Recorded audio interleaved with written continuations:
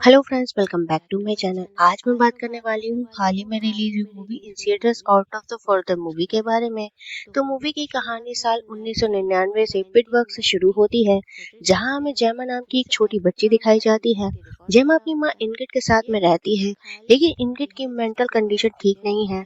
एक रात जेमा अपनी माँ को हाथ में चाकू लिए घर में अजीब तरह से घूमते हुए देखती है।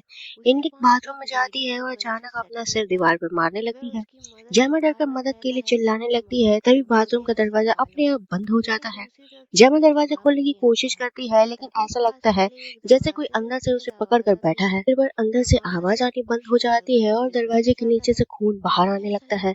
इसके बाद कहानी 20 साल आगे आ जाती है। अब जेमा बड़ी होकर डेंटिस्ट बन चुकी है और उसकी एक बेटी है जिसका नाम माया है। जेमा का एक निक नाम का बॉयफ्रेंड भी है जो पुलिस ऑफिसर है, लेकिन जेमा ने अभी निक को माया से प्रॉपरली इंट्रोड्यूस नहीं कराया है। जेमा आज भी उसी पुराने घर में रहती है जहां उसकी माँ की मौत हुई थी। इसी नेबरहुड में 3 बेहद क्रीपी लोग रहते हैं जो हमेशा जेमा को घूरते रहते हैं। एक रात जेमा को अपने बचपन की वही A+ स्टिकर वाली टॉर्च मिलती है जो 20 साल पहले गायब हो गई थी। फिर उसे अपने घर में वही पुराना लैंडलाइन फोन सुनाई देता है। फोन उठाने पर दूसरी तरफ से आवाज आती है, द डोर इज ओपन।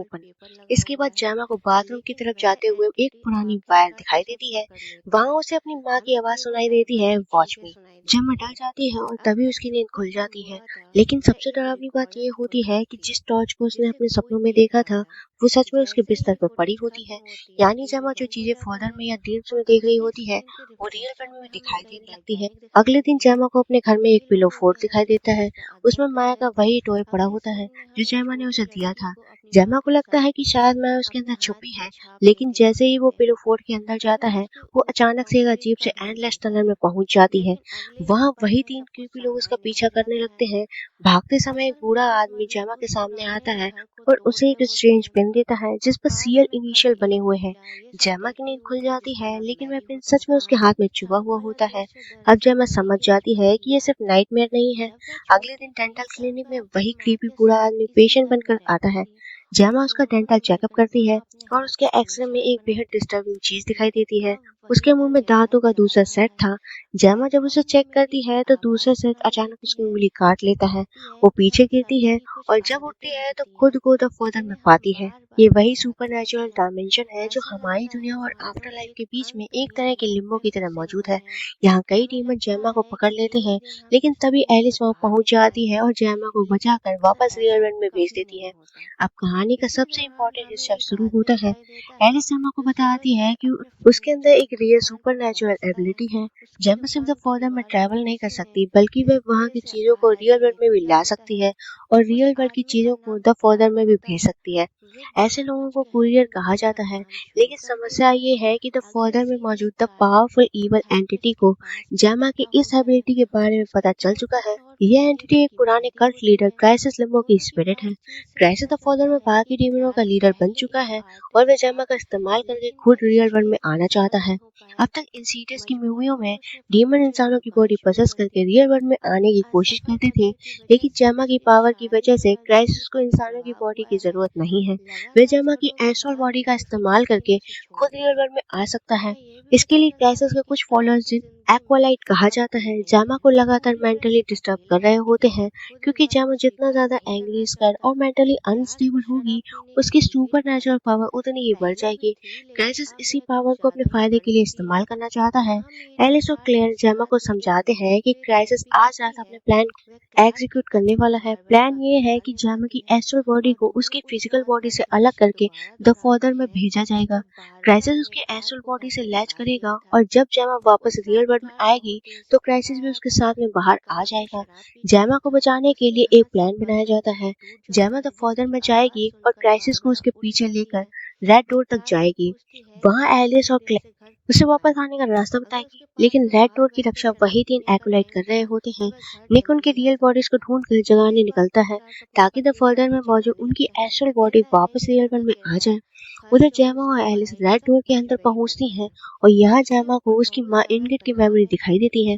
अब हमें पता चलता है कि फिल्म की शुरुआत में इनगिट के साथ में जो कुछ भी हुआ था वो वैसा नहीं था जैसे जेमा ने हमेशा समझा था। इनगिट भी एक कुरियर थी। क्राइसिस उन्हें भी टारगेट कर चुका था। वह उन्हें मेंटली टॉर्चर कर रहा था और उनकी पावर का इस्तेमाल करके रियल वर्ल्ड में आने की कोशिश कर रहा था। जैसा इनकट की मौत हुई थी, उन्हें भी वही डीमन दिखाई दिया था। वह उसे चाकू से मारने की कोशिश कर रही थी, लेकिन असल में वह डीमन को नहीं बल्कि अपनी बेटी जेमा को बचाने की कोशिश कर रही थी। जब छोटी जेमा बाथरूम से बाहर पहुंची, तो इनकट ने समझ लिया था कि अगर वह खुद को नहीं रोकेगी, तो डीमन जेमा के जरिए रियल वर्ल्ड में आ सकता है। इसीलिए इनकट ने बाथरूम में अपना सिर दीवार पर मारकर खुद को सैक्रिफाइस कर दिया। उन्होंने अपनी बेटी को बचाने के लिए अपनी जान दे दी थी। और यहाँ एक और शॉकिंग कनेक्शन सामने आता है। अगर इनकट कोरियर थी और जेमा भी कोरियर है, तो क्या माया में भी यही पावर है? जवाब है हाँ। यही मूवी का सबसे बड़ा ट्विस्ट है। क्राइसिस का असली टारगेट जेमा नहीं बल्कि माया थी। जेमा सिर्फ एक डिस्ट्रैक्शन थी। शुरुआत से ही एक्युलेट सिर्फ जेमा को नहीं बल्कि माया को भी मेंटली प्रिपेयर कर रहे थे। जेमा की तस्वीर के पीछे माया की एक दूसरी तस्वीर भी दिखाई जाती है, जिसे भी खून से पेंट किया जा चुका था। अब हमें समझ आता है कि माया को भी इस पूरे प्लान में इस्तेमाल किया जाना था। उधर माया पड़ोसी डॉग लेडी के घर पर होती है। क्राइसिस उसके एस्ट्रल बॉडी को फिजिकल बॉडी से अलग करता है और उसके साथ में रियल वर्ल्ड में आने में कामयाब हो जाता है। क्राइसिस पहले डॉग लेडी को मार देता है, फिर माया को पकड़ कर जेमा के घर पे ले आता है। वह माया के सिर पर उंगली रख कर उसे बार बार सुलाता है और जगाता है। हर बार ऐसा करने पर द फादर से एक नया डीमन रियल वर्ल्ड में आने लगता है। धीरे धीरे जेमा का पूरा घर डीमन से भर जाता है। ये वही डीमन है जिन्हें जेमा ने अपने फ्यूचर विजन में देखा था।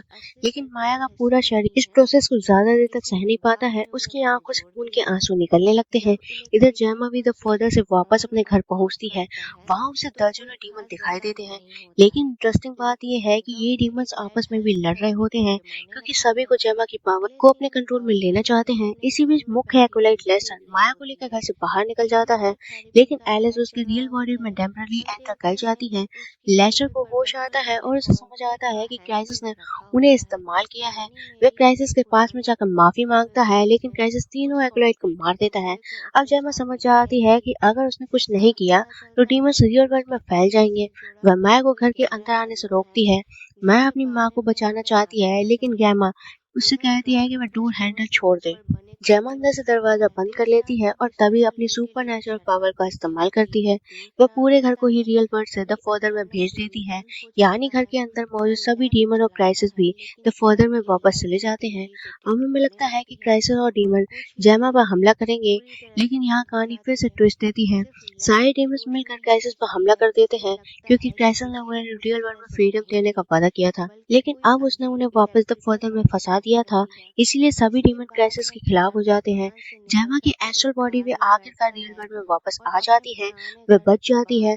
माया, निक और क्लेयर भी सुरक्षित होते हैं और सारे डीमन एक बार फिर से द फादर में कैद हो जाते हैं। फिल्म के अंत में जेमा के घर का मेल बॉक्स दिखाई देता है। उस पर पहले सिर्फ जेमा और माया का नाम था, लेकिन अब तीसरा नाम भी दिखाई देता है, इंग्रिड। इसका मतलब जेमा ने आखिरकार अपनी माँ को समझ लिया और एक्सेप्ट कर लिया। उसे एहसास हो गया है जिसे वह पूरी जिंदगी मेंटली अनस्टेबल माँ समझ रही है। असल में उसने अपनी बेटी को बचाने के लिए अपनी जान दे दी थी। अब मूवी का मिड क्रेडिट सीन आता है। हम क्राइसिस को द फादर में घायल अवस्था में देखते हैं। बाकी डीमंस ने उसे बुरी तरह पीटा था। तभी एक डीमन उसे उसी डेंटल चेयर पर बैठा देता है और उसी ड्रिल से उसके दांत को ड्रिल करने लगता है। यानी जिस क्राइसिस ने दूसरों को टॉर्चर किया था, अब वही खुद फादर में टॉर्चर हो रहा था। लेकिन ध्यान देने वाली बात यह है कि क्राइसिस मरा नहीं है। वह अभी भी द फादर में मौजूद है, इसलिए उसके वापस आने की पूरी संभावना है। और यही सीन शायद अगले इन सीरीज मूवी का सेटअप है। एंडिंग का असली मतलब इस मूवी की सबसे बड़ी चीज जेमा की पावर है। पहले की इन सीरीज मूवी में इंसान द फादर में फंसे थे और डीमंस रियल वर्ल्ड में आने के लिए ह्यूमन बॉडी को पोजेस करते थे, लेकिन जेमा के साथ में सिचुएशन उल्टी है। वो द फादर में जा सकती है और वहाँ की चीजों को रियल वर्ल्ड में भी ला सकती है। यानी अब डीमन को सिर्फ पोजेशन की जरूरत नहीं है। अगर उन्होंने जेमा या माया जैसे किसी कोरियर को कंट्रोल कर लिया, तो वो सीधे हमारी दुनिया में आ सकते हैं और शायद यही फ्रेंचाइजीज का अगला ट्रीट होगा। एक और इम्पोर्टेंट बात ये है कि द फादर में टाइम नॉर्मल तरीके से वर्क नहीं करता है, इसीलिए फ्यूचर में जेमा की कहानी का लैम्बर्ट फैमिली से कनेक्शन भी पॉसिबल है और माया के बड़े होने के बाद उसकी ओन कोरियर स्टोरी भी शुरू हो सकती है, क्योंकि इस यूनिवर्स की सबसे इम्पोर्टेंट रूल शायद यही है, एक दरवाजा बंद होता है तो दूसरा दरवाजा खुल जाता है। तो दोस्तों, ओवरऑल मुझे ये मूवी पिछली इन सीरियस मूवी से बेहतर लगी। इसने द फादर की माइथोलॉजी को एक्सपेंड किया, कोरियर के नए कॉन्सेप्ट को इंट्रोड्यूस किया और फ्यूचर के फिल्म के लिए काफी पॉसिबिलिटी छोड़ दी। पहली इंसीडियस जितनी स्ट्रॉन्ग तो नहीं, लेकिन फ्रेंचाइजीज फैन के लिए, अगर आप इंसीडियस फ्रेंचाइजी के फैन हैं तो फिल्म को जरूर देखिए। अगर आपको ये में पसंद आया हो तो वीडियो को लाइक और शेयर ज़रूर करें। अगर आप चैनल पर नए हैं तो चैनल को सब्सक्राइब करना मत भूलिए। मिलते हैं अगले वीडियो में, तब तक अपना ख्याल रखें। Take care, bye bye.